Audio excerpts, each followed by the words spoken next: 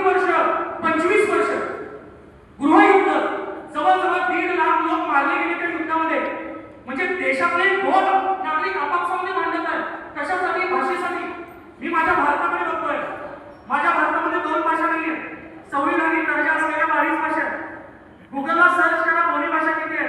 19,500 बोली भाषांचं, 19,500 बोली भाषा असलेला, 22 घटनात्मक भाषा असलेला माझा देश.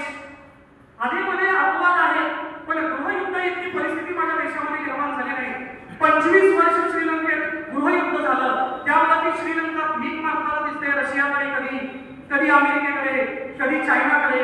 गेल्या वर्षी तर इतकं मोठं संकट, आर्थिक संकट श्रीलंकेवरती आलं. पण श्रीलंका आहे किती? श्रीलंकेचं क्षेत्रफळ किती आहे?